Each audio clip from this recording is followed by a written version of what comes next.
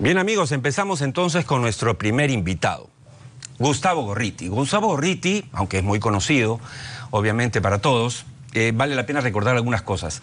Él ha sido galardonado con los premios periodísticos más importantes del mundo, de habla hispana. Fue presidente del Instituto de Prensa y Sociedad del 2005. Es miembro del Consorcio Internacional para Periodismo de Investigación.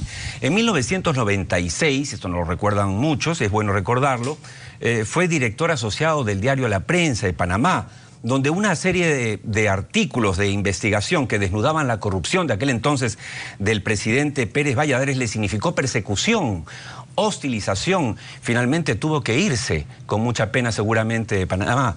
Pero en los últimos años se desempeñó como codirector del diario La República y en la actualidad es director, como todos sabemos, de IDL Reporteros. Asimismo, Gustavo Gorriti es frecuente colaborador de prestigiosos medios de comunicación como The New York Times o Los Angeles Times. Bienvenido, Gustavo. Un placer tenerte en el programa. Gusto es mío. Solamente permíteme decir... un dato que corregir. De que pese al hostigamiento y la hostilización del gobierno de Pérez Valladares en 1997, no me fui de Panamá. Resistí. Me fui a vivir a la redacción, claro. Hubo una gran solidaridad internacional, cierto. Como resultado de lo cual el gobierno tuvo que recular, porque y yo me quedé hasta el 2001. Fueron años de lucha constante, etcétera, pero donde el periodismo de investigación entró y se arraigó en Panamá. Y ahora debo decirlo con mucha satisfacción que la gente que trabajó conmigo dirige el diario y está haciendo cosas muy notables en la investigación. Estupenda historia, además. Sí. Empecemos con lo nuestro. Existe una leyenda urbana, bueno, hay varias, ¿no? Pero una leyenda urbana sobre la relación de IDL Reporteros, Gustavo Gorriti y Martín Vizcarra. Por favor, dinos, ¿conoces personalmente al presidente? ¿Cuál es tu relación con él? Lo he visto, nos hemos visto personalmente una o dos veces quizá, antes de que asuma la presidencia o la vicepresidencia. Después de eso no hemos vuelto a hablar personalmente, me parece que alguna vez por teléfono, brevemente, pero personalmente desde entonces, desde que asumió Pedro Pablo Kuczynski la presidencia y él la vicepresidencia y luego que lo asumió la presidencia, no lo he visto nunca personalmente. Es interesante, por eso quería hacerte la pregunta, porque hay gente que repite reiteradamente que como que tú te ves todas las semanas con él y van, digamos, dictando la pauta, o que tú eres un titiritero que lo maneja, pero bueno, por eso te planteaba la pregunta. ¿Cuál es tu opinión? Bueno, no es gente que lo diga en forma desinteresada y solamente porque están más perdidos que ciego en tiroteo.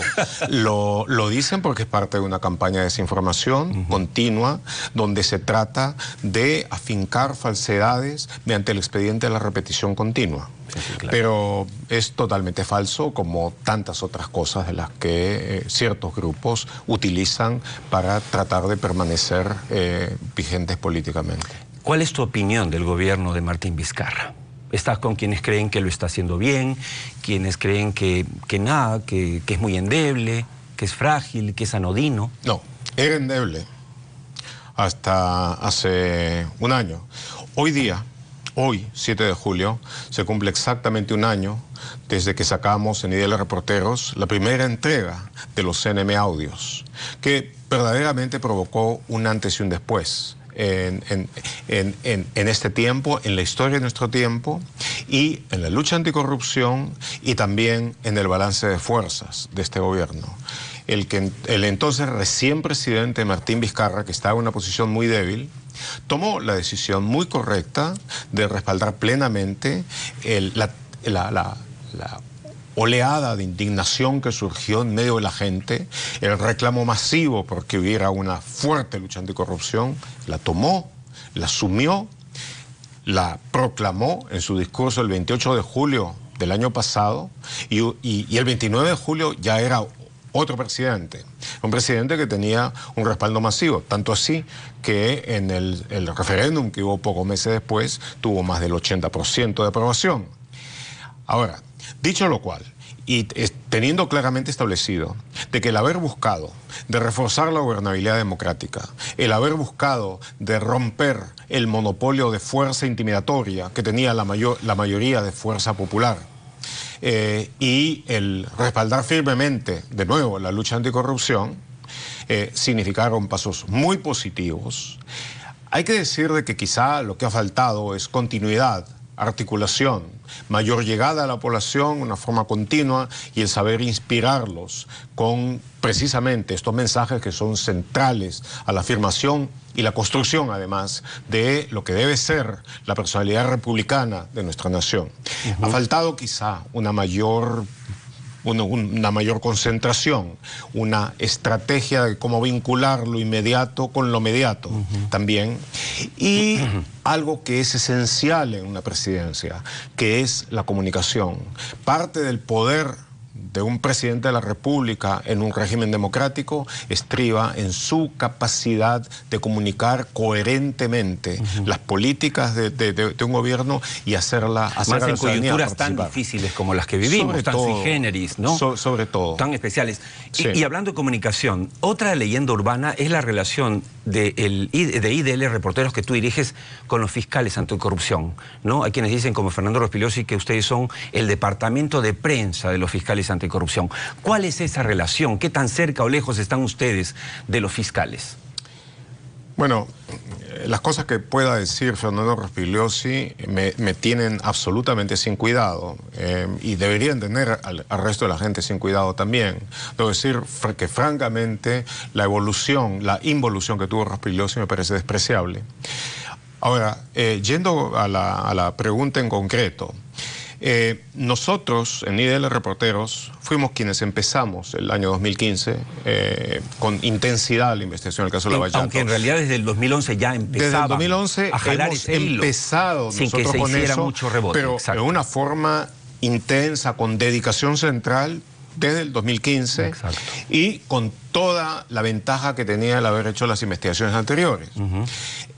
Durante buena parte de esa investigación la Fiscalía no acompañó, sino por lo contrario, fue hasta una fuerza antagónica para el avance que tuvimos dentro como periodismo investigativo. Y a partir de determinado momento, cuando se toma la decisión, y debo decirte que paradójicamente quien la llevó a cabo fue el entonces fiscal de la Nación, Pedro Chávarri, lo hizo por un conjunto de razones, podemos examinarlo después, pero fue él quien lo hizo, de reorganizar el equipo especial, poniendo a su cabeza al fiscal superior Rafael Vela y poniendo entre los fiscales provinciales, entre un grupo selecto de fiscales provinciales, al fiscal José Domingo Pérez. Retirando a Hamilton, claro. Ellos han iniciado una investigación intensa, muy fuerte, y dentro de la cual ha habido una emulación con lo que durante un buen tiempo nosotros veníamos haciendo. Naturalmente, dentro de la diferencia de funciones, de papeles que hay entre el periodismo de investigación, con las ventajas que tenemos y las limitaciones que tenemos en cuanto a autoridad como para poder conseguir cosas, y las que ha hecho la Fiscalía.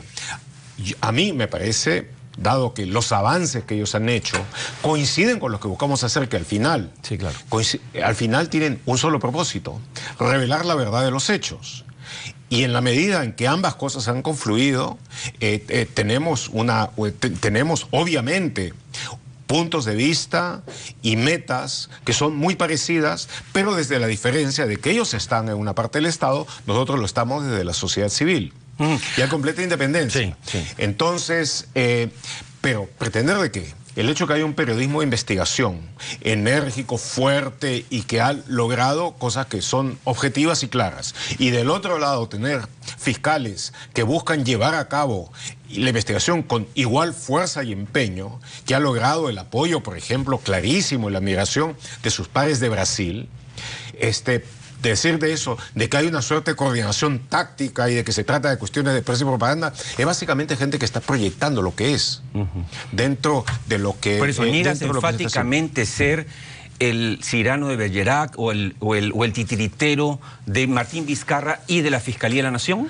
Como es que no tengo que negarlo, porque la sola suposición es lo suficientemente estúpida como para no merecer mayor comentario. Te corrijo, sí, tienes que negarlo, porque hay gente que repite, como tú dices, de manera gebeliana, permanentemente. Entonces yo te hago la pregunta porque creo que es importante, y tú y yo somos periodistas, nos conocemos tiempo, que tú lo digas con absoluta certeza. Es que hay una cosa, lo que yo hago no tengo por qué seguir el juego y el papel de los desinformadores. No tengo por qué seguir el juego de aquellos que utilizan la mentira como herramienta fundamental. Lo que yo tengo que hacer, y lo hago, es exponer en forma clara y transparente nuestro trabajo, el trabajo que hacemos como periodistas de investigación, aquellas cosas que hemos sacado a la luz, lo que hemos expuesto, lo que hemos revelado y lo que eso ha significado para bien de la sociedad y de la gente. Y dentro de eso, también reportar lo que han hecho los muy meritorios fiscales del equipo especial y también lo que de otro lado, que son reportajes clarísimos respecto de lo que ha hecho el presidente Vizcarra, lo que obviamente quisiera alguna de esta gente patética, es de que uno diga, no, yo no he hecho nada de eso, lo niego, y a partir de ese momento, no los conozco, y voy a demostrarlo, poniéndome en contra de ellos. Digo, ya estamos muy grandes. Hay que ser idiota como para pensar de que uno va a estar dentro de Me encanta la claridad, como siempre, y te conozco tanto tiempo. ¿Pedro Chávarri es la personificación del mal? ¿O estamos exagerando con él? ¿O es solamente un hombre desatinado que no supo decir la verdad a tiempo? ¿Qué es exactamente Pedro Chávarri? De nuevo, parte de mi papel no es estar en psicología profunda ni nada por el estilo. Y luego, hablo de su papel político. Y luego de que hablar de si Pedro Chávarri es la personificación del mal. Yo en la historia puedo hablarte de cierto tipo de personajes que han representado la personificación del mal. Hitler. Chávarri es una persona que definitivamente ha tenido un comportamiento contradictorio y sinuoso dentro de su acción como fiscal de la nación, que tenía obviamente algunas cosas que esconder, las que salieron a la luz, las que negó. Y luego, dentro de ese proceso, quizá para tratar de sobrevivir, hizo todo tipo de alianzas que eran totalmente contrarias a lo que él manifestó a mí, antes de asumir la Fiscalía de la Nación. Hay cosas muy concretas que él ha hecho y que han salido a la luz, con cosas por las que debería responder, pero no responde porque ha sido protegido por por la todavía mayoría fujimorista del Congreso, la cual en el chat La Botica dice que tienen que defender a Chávarri porque es cuestión de supervivencia para ellos. De tal manera de que yo no creo que pueda considerárselo como personificación de la maldad, pues también el mal supremo con lo negativo que tiene una cierta grandeza. Y aquí estamos hablando de cuestiones más bien medianas, mediocres. Y en el caso, sencillamente, yo creo de que Chávarri no debería estar en la Fiscalía, punto, que debería salir por todas las cosas que han salido, por las cosas que ha hecho, y hasta este momento no sale sencillamente por la razón de que está protegido por la mayoría fujimorista. Gustavo, esta semana se define si es que sigue en prisión preventiva Keiko Fujimori o no. Te digo, en lo personal a mí me parece que su prisión preventiva es un exceso. No estoy diciendo que sea inocente, es una opinión, además personal. Porque si como ella estuviese... Tú, salvo mejor parecer. Claro, salvo mejor opinión, ¿no es cierto? Además, pero lo digo para tu comentario. Lo pienso porque si medimos con la misma vara a PPK y a Lourdes Flores, por ejemplo, que habrían recibido también, a boca de los de Odebrecht, financiamiento para su campaña, deberían estar en la cárcel. ¿Cuál es tu opinión al respecto? ¿Tiene que quedarse en la cárcel Keiko Fujimori, a diferencia de PPK y Lourdes Flores, por ejemplo? La prisión preventiva juega un papel, pero antes de dar un paso atrás y decirte de que me siento afortunado de no ser abogado y el no tener que discutir sobre cuestiones de derecho. Hablo sobre estas cosas desde el punto de vista de un ciudadano que enfrenta las cosas con sentido común y además trata de verlo desde el punto de vista de las estrategias y tácticas más convenientes de la lucha anticorrupción comparadas también con lo que se ha hecho en otros lados. Desde ese punto de vista, la prisión preventiva cumple un papel en varias acciones contra el delito organizado, sea la lucha anticorrupción, sea el crimen organizado propiamente dicho, en fin. Ahora, ¿cómo se aplica? ¿Por cuánto tiempo se aplica? Es otro asunto. Yo personalmente creo de que algunos de los plazos que se han dado son exageradamente largos. Yo creo de que en los casos en que amerita la prisión preventiva, un año y medio, cuanto más, debiera ser suficiente. 3 años ya es una condena, Gustavo. Es básicamente. Tú eres un hombre inteligente, sí, claro, y justo. Sí, 3 años es una condena. Porque si sale inocente la persona, le estás metiendo a la cárcel 3 años, ¿o no? Precisamente eso estaba desarrollando cuando hiciste tu valiosa observación.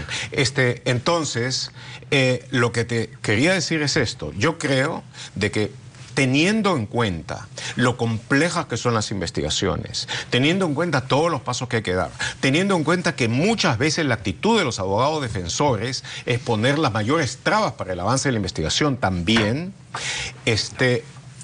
pero aún así, yo creo de que un año y medio debieran ser suficientes como para poder desarrollar esto. La prisión preventiva normalmente se da en casos en los cuales existe posibilidad de fuga, como ha sido el caso de Félix Moreno. Tenía prisión preventiva, se la quitaron, fugó y hasta ahora no se lo encuentra, por ejemplo. Prisión preventiva es el caso de gente que tiene un claro poder y una clara posibilidad de intimidar, de coercionar, de coaccionar a algunas otras personas que están siendo investigadas y en consecuencia uno desea prevenirlos.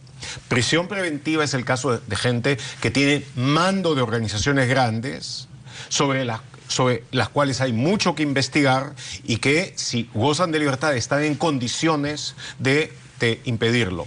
Pero de todos modos, te digo, teniendo en consideración todo eso, yo creo que un tiempo claramente menor debiera ser el suficiente. Gustavo, la lucha anticorrupción se está convirtiendo en una cacería de brujas. ¿Estamos en una suerte de macartismo anticorrupción?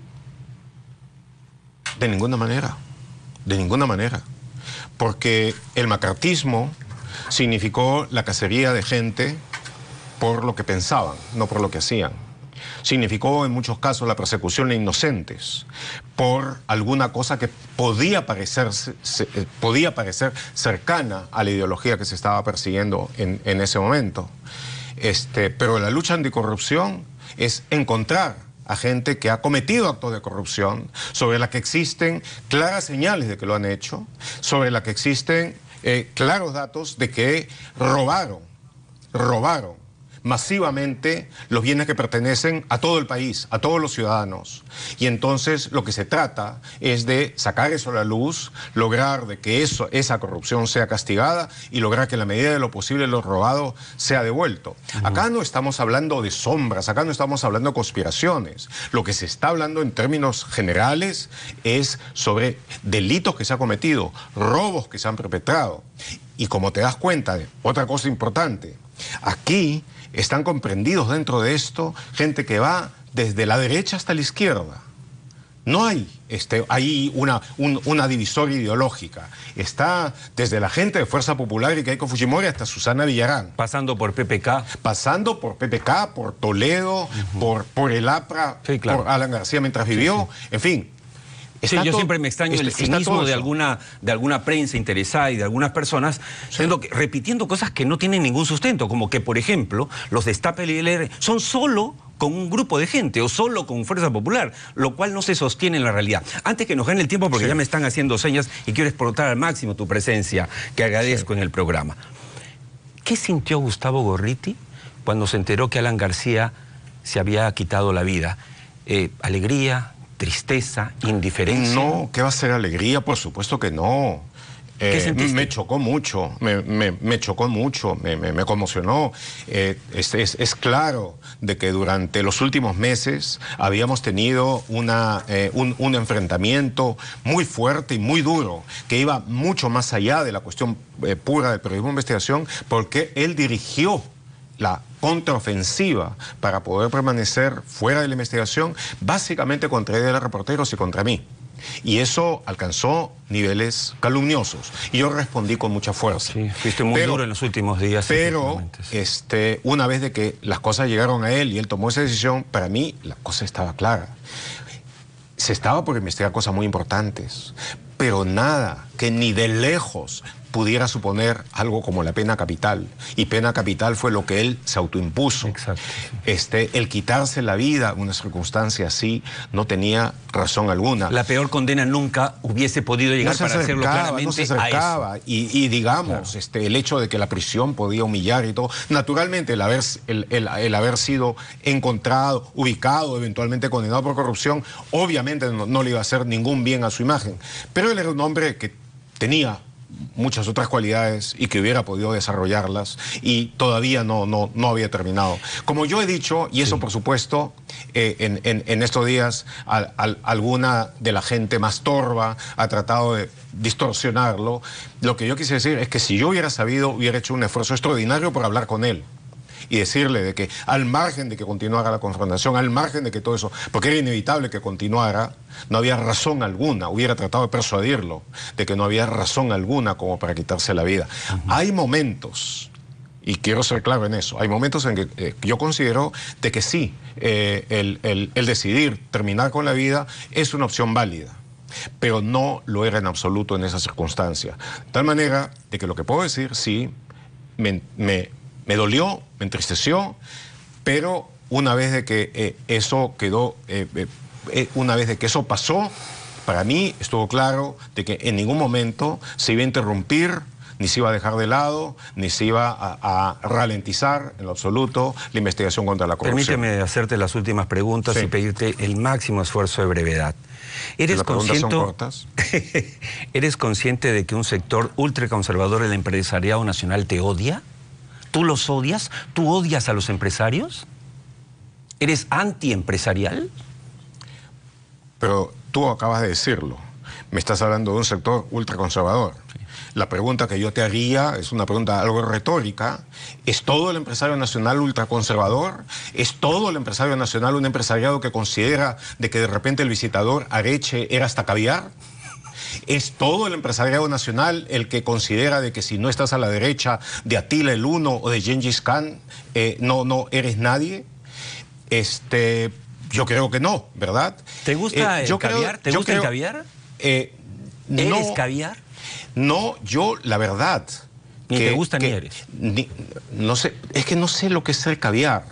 No sé lo que es ser caviar. He comido muy poco. He visto, sí, cuando he concurrido a recepciones de embajadas, he visto a un montón de gente hacer cola, pero así hambrienta, frente a los buffets, y esos son los que después salen a hablar de caviares. Pero, de todos modos, los cubanos tienen una palabra que utilizan con alguna frecuencia para referirse a gente que no vale mucho. Le llaman come mierda. Entonces, yo no sé...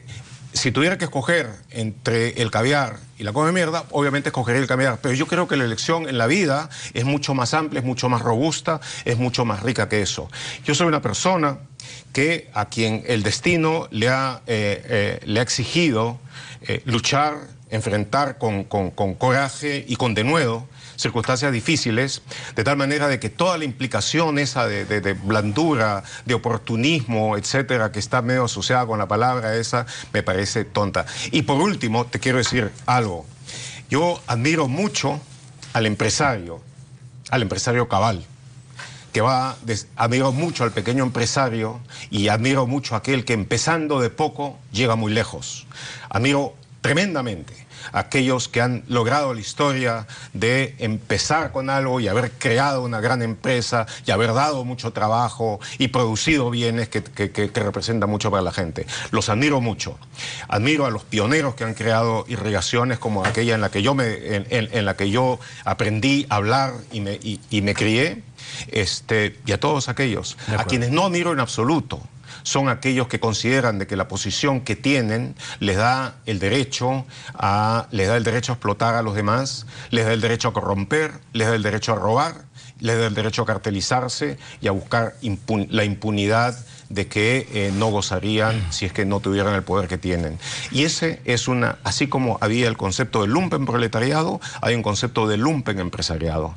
A eso no los admiro en absoluto, sino más bien los investigo. Se me quedan muchas preguntas en el tintero, pero el tiempo ya volamos, están locos detrás de cámaras. Mil gracias por haber estado con nosotros, espero que sea la primera, pero no la última vez, mi estimado Gustavo. Esperemos. Muchas gracias. Adiós. Quédate, por favor.